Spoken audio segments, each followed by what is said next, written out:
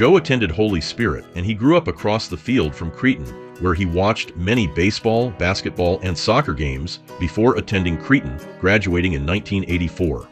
Katy attended Highland Catholic and Visitation, also graduating in 1984. Later, she earned a degree in child development at St. Catherine's College. Katy and Joe have many family members who attended Cretin-Derham Hall and Cretin-Derham Hall, including their 4 children. I think it's about family and friends and community, and then we had our 4 kids here. So one of their lockers, my grandfather's picture was hanging above their locker. So it was always a game to go tell them to go find everyone in the family. As a student at Cretin, Joe recalls learning history from Bubs Boland and playing football and tennis. He was also a stagehand and built sets and helped with student council events. He notes that one of the greatest gifts of his life, other than his wife and children, were the group of 18 friends he met at Cretin. They have had a profound impact on his life. The greatest gift I think I ever got in my life was the friendships that I made here at Cretin. And they're still there. There's 18 guys that I've known my entire life and met through here that we still meet twice a year and fish at my cabin. And everybody makes a point to be there.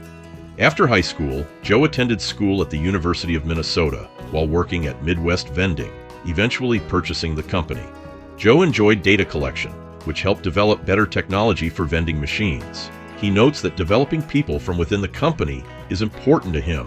The sense of belonging came from his experiences at Cretin. I'll go to my mom. My mom was a big supporter of Cretin, and I knew the Rouser before I came here, both verses. And but she would come to every grandparents' mass, and so would her parents. And the way you guys included even that part of the generation is part of what this experience is all about.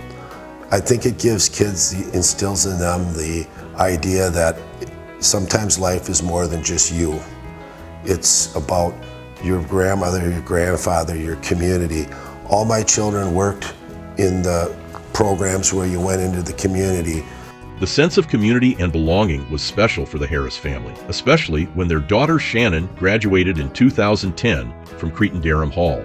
Shannon suffered from cystic fibrosis and was in the hospital often. School counselor Mike Scanlon was Shannon's advisor, and he made sure Shannon was always involved with the CDH community, working with teachers and staff to accommodate Shannon's disease.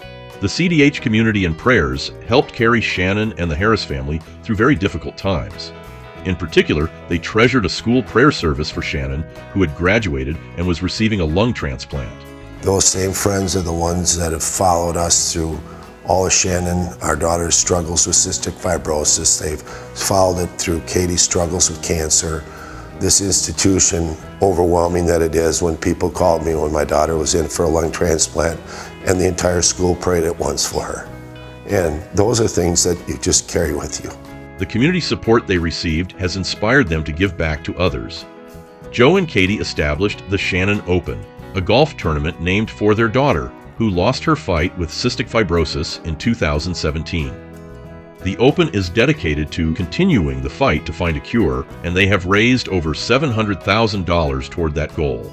In addition to the Cystic Fibrosis Foundation, proceeds raised from this event are also donated to the Cretin-Derham Hall Shannon Harris Scholarship Fund, which provides significant financial support for students with a chronic illness or to students with a family member with chronic illness.